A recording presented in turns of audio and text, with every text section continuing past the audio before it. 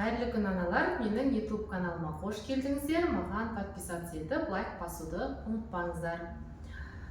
Бүгін сіздерге жалпы бұған дейін сіздерге айтып жатырмын, баланы қалай еңбектету керек, қалай аунату керек, кешегі 5 айында баланы не істеу керек, сол жайында салдым. Енді сіздерге бүгін қысқаша ғана айтамын, ұзақ емес. Бала әр айда, яғни туылғаннан бастап 1 ай, 2 ай, 2,5 ай, 3 айында не істеу керек, яғни әр айда қандай движение жасай алу керек. Сол туралы қысқаша айтып кетейін. Ең бірінші, бала туылған кезде қандай позада туылады, біздің ішімізде бала эмбрион позада жатады. Сол эмбрион позада ол солай шығады, осылай, яғни бүгілген күйінде, 2 аяғы ішке қарай бүгілген, 2 қолы былай бүгілген, қолдарын жұмып алған, осылай бірінші кезде бір айында әлі бала аша алмайды. Бұндай позада бұл бала негізі 3 ай, 4 айға дейін сақталады. Кейбір балаларда тонус бар балалар болады, ол балалардың тонусы сол 4 айға дейін жалғасып жатады. Қолдарын ашпайды, жұмылған күйінде тұра береді. Аяқтарының саусақтарында ашпайтын болады. Денелері қатты тырысып тұрады, сосын жаңағыдай шошына беретін балалар болады. Олардың барлығында тонусы бар балалар болады. Яғни бірінші кезде бала осындай позада жерге жатқызсаңызда осылай бүйтіп бүгіліп жатады, осылай бүгіліп, аяқтарында ішке қарай бүгіліп жатады. И уже 1,5 айынан бастап бала қолдарын аша бастайды. Осылай міне, қолдарын аша бастайды, аяқтарын аша бастайды, 2 аяғын. Одан кейін уже 2 айдан бастап бала осы жатқан күйінде, мына қолдарын ауыздарына қарай апару керек. Бұл қолды аузына салу қазіргі таңда өте маңызды болып саналады, себебі мына қолды мысалға ауызға апарған кезде бала өзін тани бастайды, біріншіден өзінің денесін тани бастайды, мынау менің қолым деген сияқты. И бұл өте маңызды, себебі баланың егер миының дұрыс дамып жетілуін білгіңіз келсе, осы қолды ауызға салғаннан басталады.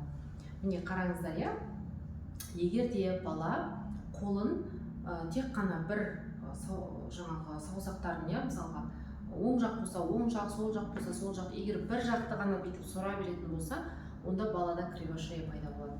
Болмаса привычный наклон дейміз, бір жақты былай бүйтіп сұра беретін болады. Екінші жағына сормаса, уже тек бір жақты былай істей берсе, онда бір жаққа қарай кетеді.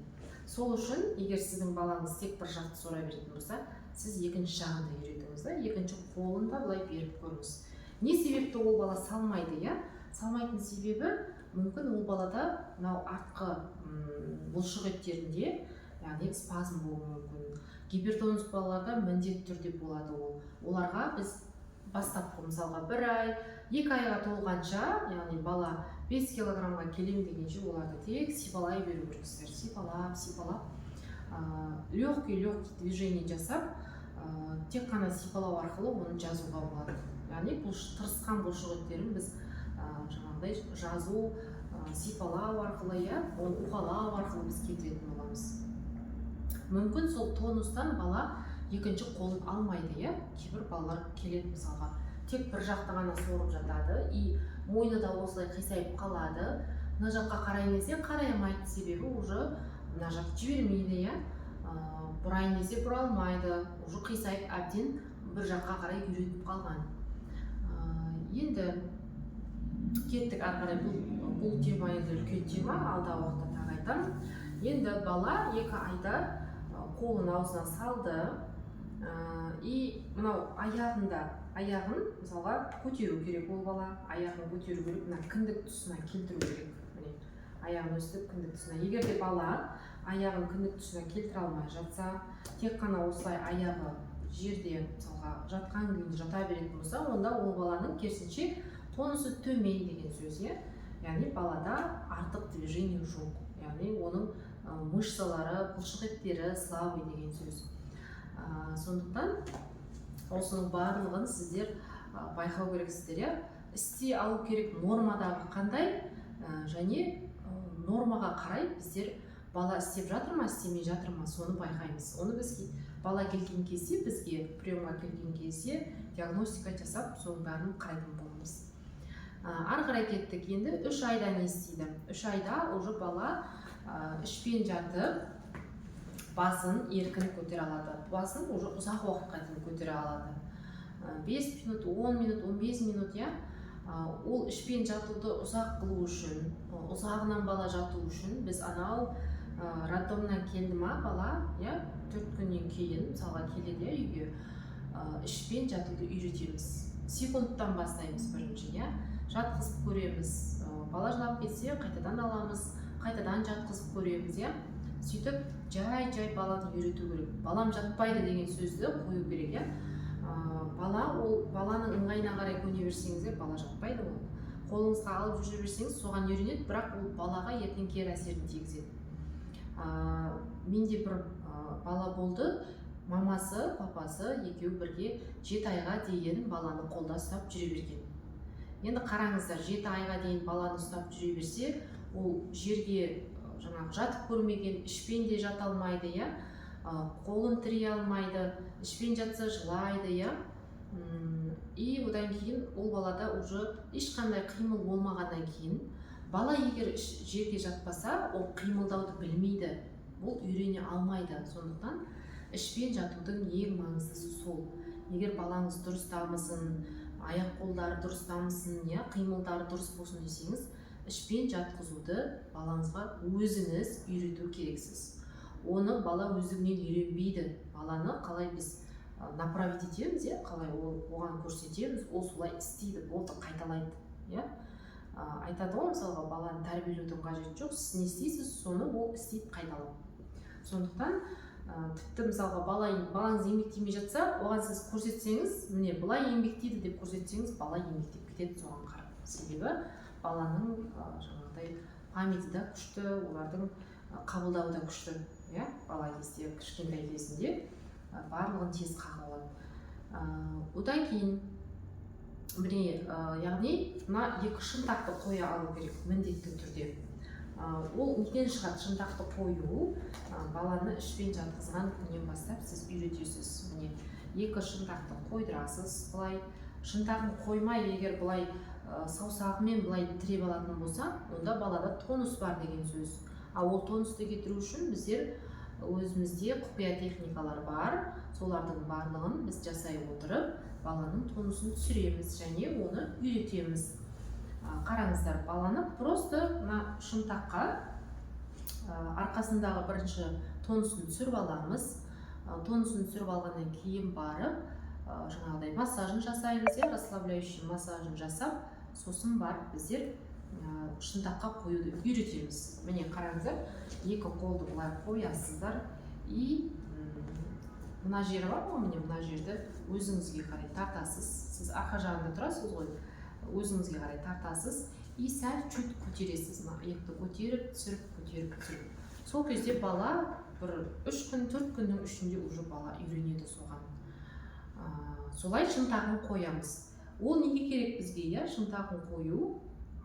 Ертең күні ол ең бірінші бала еңбектеген кезде бірінші жорғалайды, жорғалайды. Сол кезде мына шынтақты қойып, былай жорғалайды ол бала. Сол үшін бізге бұл қолды қойғаны маңызды. Осылай қойып, ертең күнде де мысалға былай жатады, кейін барып қолын былай тірейді, сосын барып еңбектейді, бала. Бірден сразу еңбектеп кетпейді бала. Егер олай еңбектеп кететін болса, балаңызда тонус әлі бар деген сөз, ол тонусты біз кетіруіміз керек. Егер ол тонус кетпесе, сол күйі ол қалып қояды. Ол өздігінен былай кетіп қалмайды. Оған массаж жасау керек, жаңағыдай техникаларды қолдану керек. Сосын барып біздер ол тонусын түсіре аламыз. Кеттік ары қарай. Енді 3,5 айында не істейді? Уже 3 айдан асты, 3 айдан асқаннан кейін уже аяқтарын, жаңа қолдарын аузына апарды. Енді аяқтарын өзінің қолымен ұстай алады уже, және аузына да апару мүмкін. Қараңыздар, мынау кіндік деңгейіне дейін апаралу керек. Құшақтап, яғни 2 аяқ құшақтап өзінің денесіне қарай, кеудесіне қарай апаралу керек. Так, 4 айда уже біздер баладан не байқаймыз, иә? Уже балға бұл кезде 4 айдан бастап еңбектеуге, жаңағыдай жорғалауға әрекет ете бастайды. Ол не істейді бала? Осы 4 ай кезінде сіздер мынау бір қырмен, біз поза русалки деп айтамыз, оны бір қырмен жатқызып үйретесіздер. Бір қырмен жатқанда қалай, міне біздер шалдарский поза дейміз, деп айтамыз, иә, мысалға жалпақ тілмен айтқанда, бір қолын міне осылай тірейді и жамбасының мысалға егер астында оң аяқ қалатын болса, үстінде сол аяғы үстінде жатады и оны былайдан қояды ғой. Былай жатады, міне былай. И мынаны былай аяқты былай қояды және қолды тірейді и басын көтеріп өзі денесін мына кеңістікте өзін-өзі ұстай алу қажет. Сол кезде бала бұл ертең еңбектеуге де дайын отырады и отыруға да дайын болады. Егер бала мына позада жатпаса, сіз ол баланы отыруға асықтырмаңыз. Так, ары қарай кеттік. 5-6 айында, 5 айында дейік, 5 айында уже бала екі жақты аунай алу керек. Бірақ, тұра тұрыңыздар, бірақ уже 3 айынан бастап бала, мысалға егер сіз бір қырмен уже жатқызасыз, иә, мына қырмен жатқан кезде бала осы қырмен жатқан кезде ішімен өз аунай алу керек. Оң жағына жатқызсыңыз және сол жағына жатқызсыңыз. Естеріңізде болсын, әрдайым баланы тек бір жақты ауната берген болмайды, и бір жақты жаңағы жатқыза берген болмайды. Екі жақты да алмастырып отыру керек. Всегда, ол потому что бала ертең еңбектеген кезде де тек бір жақты еңбектейтін болса, ол кезде уже ол жаралы солдат болып кетеді. Бір жақты істей беретін болса, ода асимметрия бұзылады. Бір жақты жорғалай беретін болса, ол кезде жамбас та қисайып кетеді, таз да қисайып кетеді. Сондықтан обязательно екі жақты жасаймыз. Енді қараңыздар, 5 айында уже екі жақты аунай алады, еркін аунайды уже. Бұлай жатып та аунайды, бұлай жатып та аунайды, екі жақты бірдей аунай береді. Ол кезде 5 айында сіздер егер байқасаңыздар, балада самолетик поза деген болады, иә? Ол бір кішкене уақыт болады, көп уақыт болмау керек, негізінен болады ол балада. 5 айынан бір 6 айына дейін болса нормально, иә? Екі қолы аспанда жатады, екі аяғы аспанда жатады. Яғни ішімен тіреліп, кеудесін ішін тірейді да, аспанда болғанда көтеріп жатады, иә? Бірақ бұл самолетик позаны 9 айда жасамау керек мысалға, иә? 7 айында жасамау керек, уже ол самолетик позасы қайту керек уже. Бұл тек уақытша ғана болатын дүние. Так, енді қараңыздар, 6 айында уже бала аяқтарын еркін аузына апара алады, аузына апара алады, өз аяғын өзі құшақтап аузына апара алады, еркін аунай алады, артқа да, ішімен артқа, артымен ішке деген сияқты, еркін аунай береді. Енді осы 6 айдан басталады, егер сіздер уже баланы бір қырымен жатқызып үйретсеңіздер, бала уже поза русалканы еркін жасай алу керек.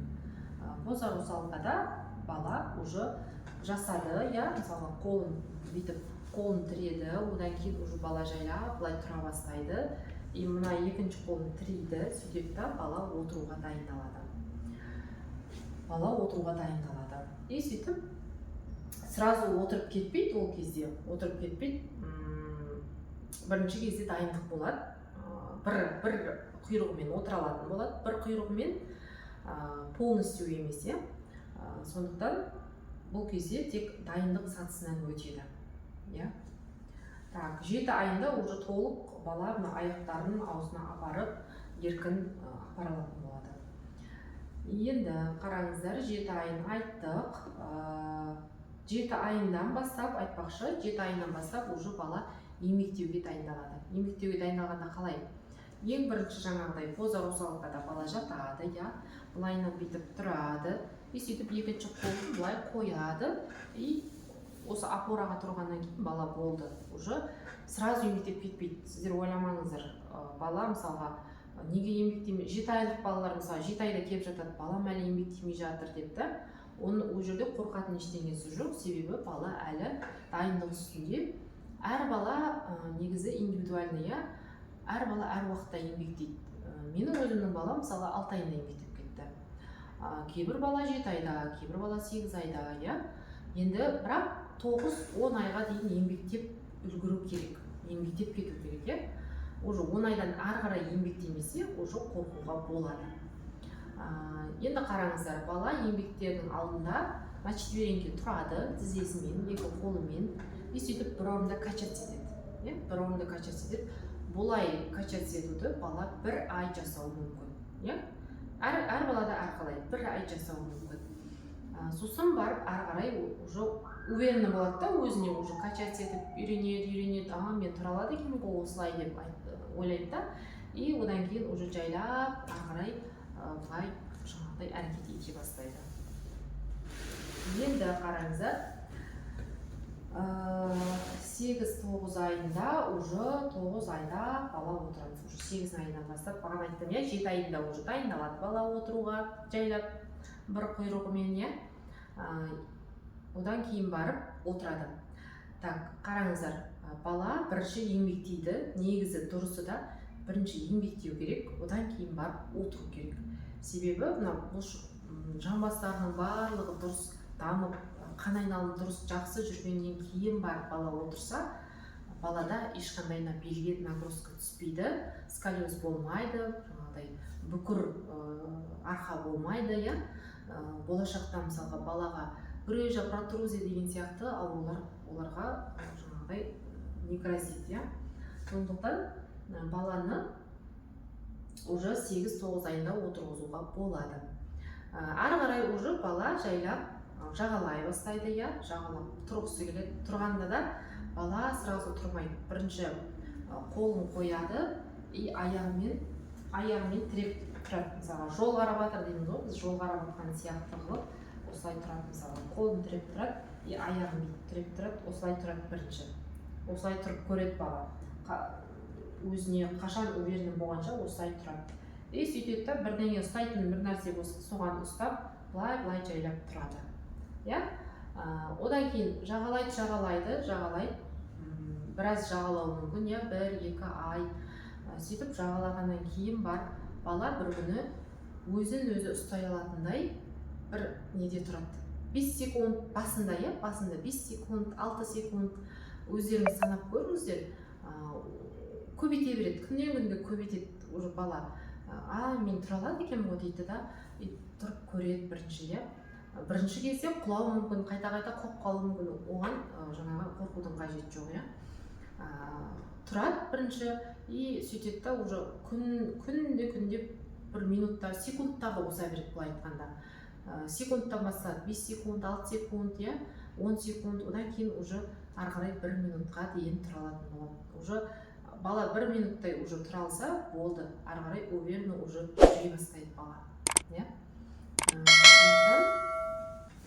Қатты мысалға асығудың қажеті жоқ. Кейбір мамашалар келеді, мысалға тұрады құлап қала береді дейді. Это нормально, ол бала енді дайындалып жатыр, енді өзінің денесін үйретіп жатыр, өзінің денесін ұстай алып жатыр. Ал егер мүлдем бала мысалға қатты биялый болса, өзін қатты тастап жібере беретін болса, онда екі бүйір бұлшықеттерінің әлсіздігін көрсетеді. Сол екі бүйір бұлшықеттерін қатайтқан кезде бала ол кезде уверенно отырады. Оны біз қайдан білеміз? Негізі бала отырғаннан уже білеміз. Бала егер өзін дұрыс ұстап, дұрыс отыратын болса, онда ол уже бала дайын жүруге. И отырғанда да қалай отырамыз? Дұрыс отыру керек. Поза змейка деген бар. Баланың мысалға мына аяғы былай тұрса, мына аяғы қалай көрсетемін сіздерге? Былайынан тұрады ғой, былайынан міне. Екі аяқ былай тұрмау керек никогда. Өйтіп отыратын болса бала, мына арқадағы не? Осанкамыз дұрыс болмайды. Сондықтан дұрыс осанкасы дұрыс болу үшін бала поза змейкада отыру керек. Соған бала егер үйренбесе, онда үйрету керек ол баланы. оны қалай үйретуді тағы айтатын боламын. Осы қысқаша ары қарай уже бала уже секундпен минутпен уже тұрып үйренген болса, бала жайлап уже жүре бастайды. Бастапқы кезде құлау мүмкін, қайта құлап үйренеді, бірақ нормально. Просто бұл жерде бір мән беретін нәрсе, баланың аяғының дұрыс басуына мән беріңіз. Ішке қарай басама, сыртқа қарай басама. Енді бастапқыда бала енді үйренген кезде бала опораны аяғының табанның ішкі жағына қарай көп басатын болады біріншіден. Сосын барып жайлап ол үйрене бастайды дұрыс қоюды. Тек сәл-сәл ол жерде де көмектесіп жіберу керек, массаж жасап, ЛПК-сын жасап, сол кезде бала ары қарай дұрыс жасап кетеді. Бастапқыда мысалға кейбір балалар болады, U-образный балалар болады, яғни маймақтанып жүретін болады, ол да нормально, бала 2 жасқа дейін түзеліп кетеді, U-образный аяқтар. Ал 3 жасқа дейін X-образный аяқтар болуы мүмкін, ол да 3 жасқа дейін жөнделіп кетеді. Одан қорқып, массаж алып қажеті жоқ, өзімен өзі ол жөнделіп кетеді. Негізі баланың жалпы адамның 6 жасқа дейін аяқ сүйектерінің дұрыс қалыптасуы 6 жасқа дейін болады. 6 жасқа дейін бала пока өзімен өзі тіктеліп, дұрыс ары қарай өзін өзі алып кеткенше 6 жасқа дейін сондай әртүрлі өзгерістер болуы мүмкін. Оған қорқудың қажеті жоқ. Бүгінгі ақпарат осы. Егер сіздерге пайдалы болған болса, өздеріңіздің жақындарыңызға, туыстарыңызға бөлісіп, маған лайк басып, подписаться етуді ұмытпаңыздар. Сау болыңыздар.